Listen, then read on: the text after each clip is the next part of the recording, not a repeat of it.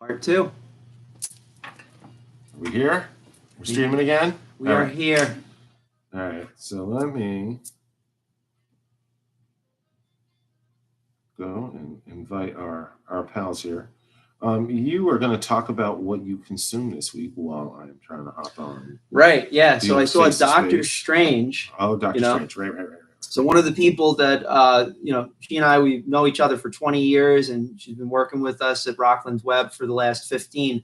Heather absolutely loves Doctor Strange. And she's been telling me to watch the movie for multiple years since it came out.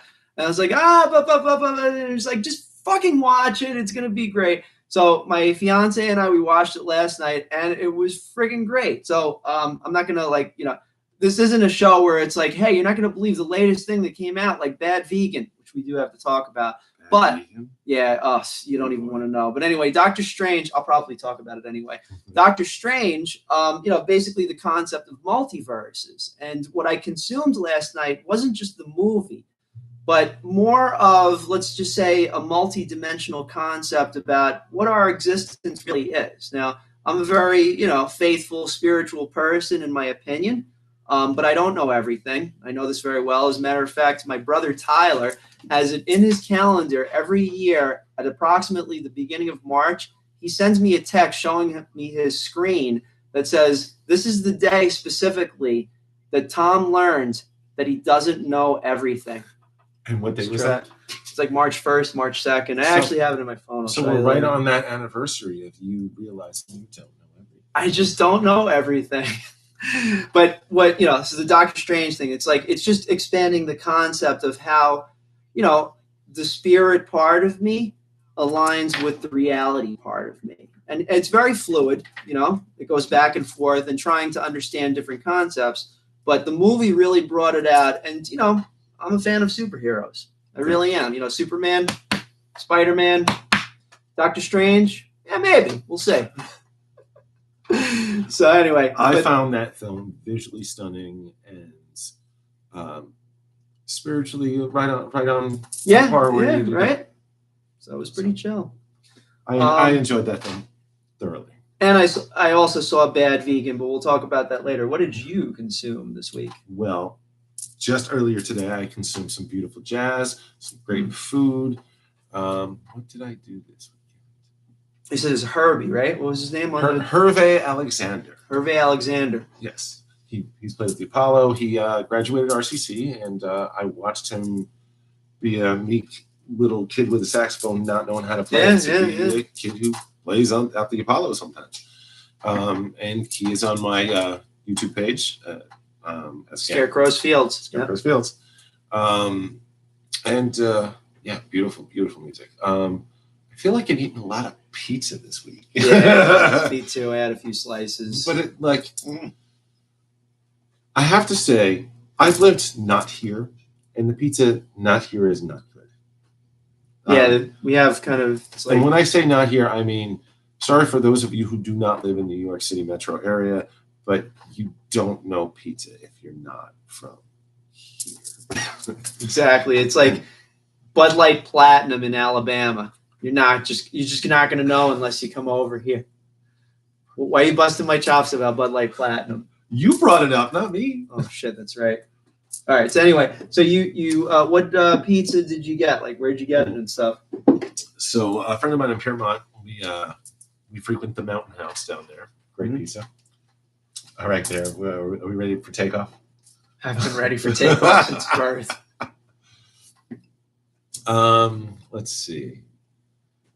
Our own Pantano is one of the oldest pizza joints. Like right in Haverstraw, like as you're going into town. Yeah. Right before St. Peter's and whatnot. Right. A bunch of stuff over in Suffern, Ray's and Nicky's and all that.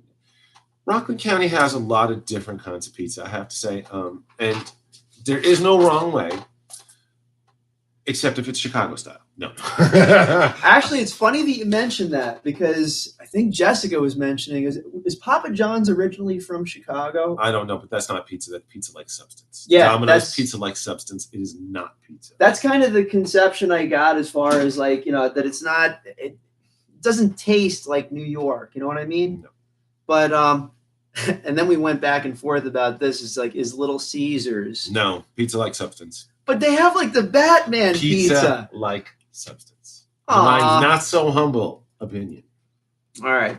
I am first generation out of Brooklyn, and I have spoken. I gotta upgrade my tastes. Like when I talk with you, I feel bad about myself when, I mean, not like terribly bad. I'm not gonna go, ooh, but all right. So let's go local, because that's where I think we align the most. Okay. Like when it's like with the local vibe. Okay. All right. Okay. So around here, what would you say? And I'm not gonna single out like the best or the worst or anything like that. It's not like that. But what are some notable places where you've had tasty pizza in the North Rockland area? I searched around when I moved into this house for about 8 years. Pantano's, I think, is the best. I'm going to have to agree with you there. They have the most obnoxious schedule. Sorry, Pantano's. I wish you were open more because your pizza's great. But everybody else gets a chance because Pantano's is not open late and they are not open on Sundays. I'm going to go with, and I agree with you on Pantano's. They're freaking amazing. There's a few that we have on Friday nights. We consume pizza, and we check out different places, and just some shout outs, whatever. Pizzerina, Benny's Trattoria, Original Italian Pizza over in Garnerville, Pantano's definitely. All right. So there's a few that I totally dig. So you may not know this, but one of the reasons it took me a long time to figure out which pizza joints were good around here, because for the first handful of years I didn't buy pizza because I was too busy making it. Oh, it's great when you make it. With time and all that, you run out of time to do stuff. But yeah, making pizza is actually not that hard. It's a lot of fun. And if you have small children and you want to know, put it in the comments and I'll do a whole video on how to make pizza. We'll go to my kitchen. We'll set up the camera. We'll make pizza together. What do you think? And it's funny that you mentioned that, because I was thinking to myself, I think, and you can vote on this, we can have various hats for this show. And I have a vision for you in a chef's hat. A chef's hat, okay. I mean, right. And obviously you got very cool decor going on and everything. Hey, however it works. 30 and whatnot. We'll get a black chef's hat. How's that? Well, we need an apron too, with all the pockets. I believe they have tactical aprons. Sounds tactical aprons. Tactical aprons. What's that? It's like the tactical vest stuff, but it's shaped like an apron, so you can hang all your spatulas and stuff off it. I don't know. That's pretty cool. If anybody knows about tactical aprons, please comment on this.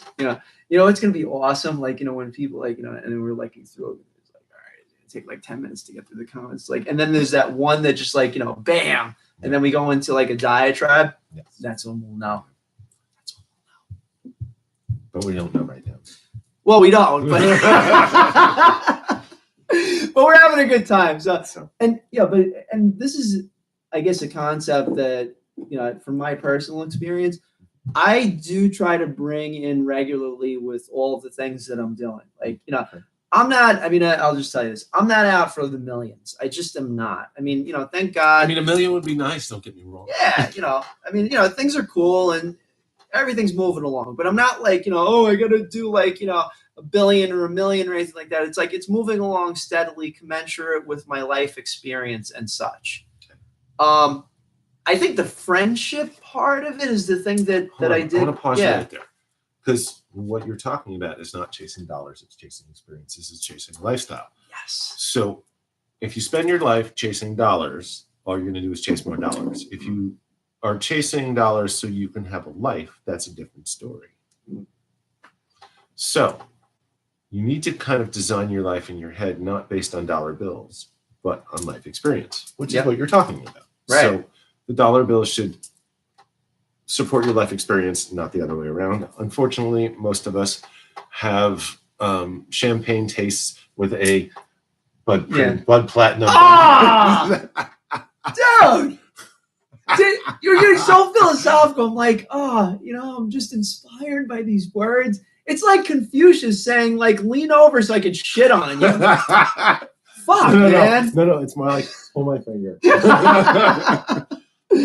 Oh, jeez. So, no, but in all seriousness, I mean, and I'm 100% with you. It's like, and the experiences that we have along the way, and they could be like trips to different places or consuming pizza or watching a good movie like Doctor Strange. that sort of thing. That's, the spice of life. And a variety is the spice of life, as they say. Whoever they is. Mm-hmm. Another thing that I've always been, I guess, interested in is those that prioritize the money over the lifestyle, right? Now, we all have a timeline, right? And I'm not knocking this. I actually am not knocking this because honestly, like we said, we have to obviously support the things that we're doing and so on and so forth. But I know for a fact that there are some people, and I say this genuinely, I'm not passing any judgment, but that prioritize money first and then the lifestyle later on, which does also make logical sense. So for instance, I remember that I was over at New York Sports Club this one time, right? I'm working out and blah, blah, blah, blah, blah. And there was this dude with, obviously better headphones than these that I'm showing, but like the guy's walking by and he's got headphones in and he's like, all I care about is the money. All I care about is the money. All I care about is the money. And like, I really had this moment of Zen where I was just like, and again, it wasn't in saying like, oh, that's not the right thing to think or not. But I was like, okay, so this person is very goal and objective oriented, right? Like, in other words, he's setting this up for what?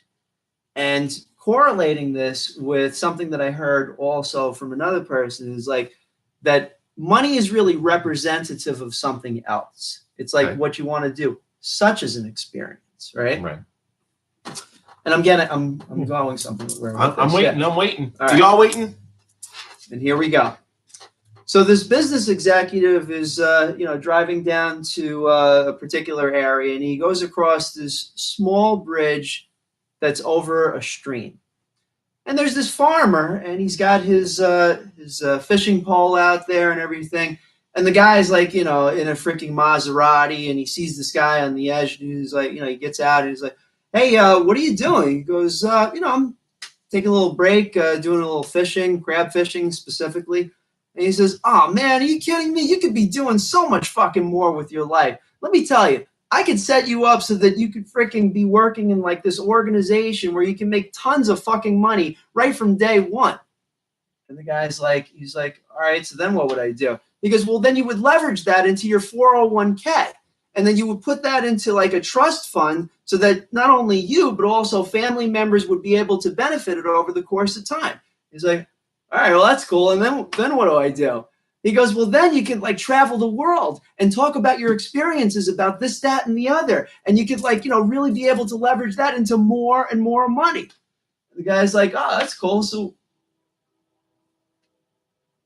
what would I do then? He goes, well, then you would retire and you'd be able to fish more. But he's already fishing, Tommy. Oh, shit. That's where we should end the show. So the point of the whole thing is, doesn't matter how you get there. There are many paths to the top of the mountain. There really are, And I think that's why you and I get along so well over the years. It's like we both know that.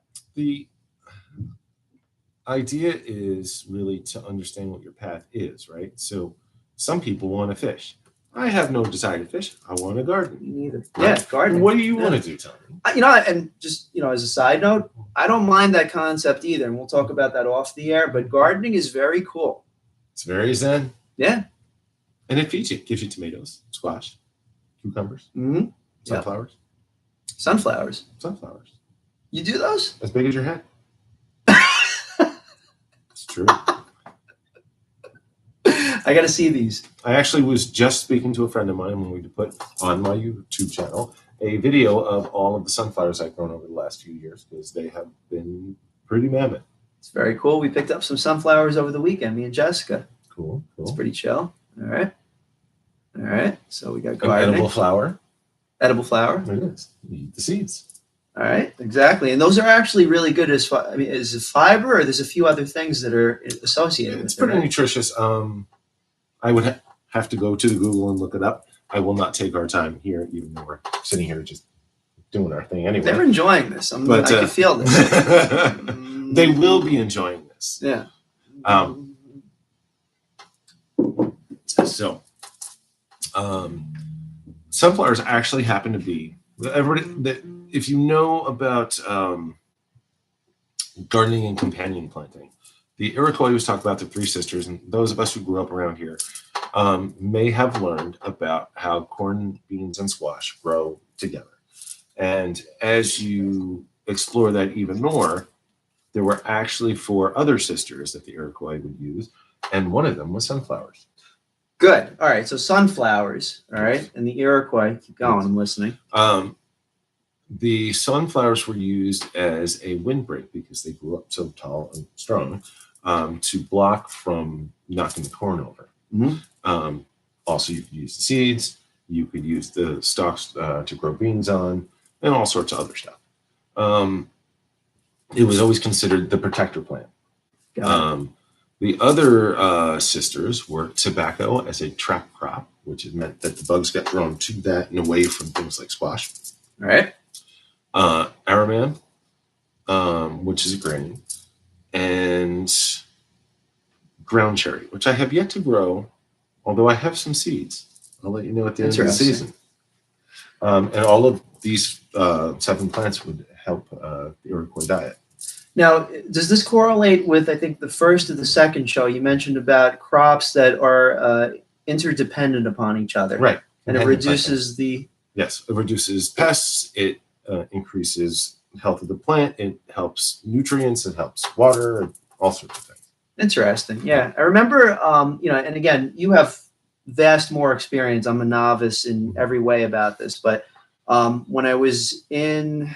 I want to say high school or college, I forget which, but there was a professor or an instructor that explained about the,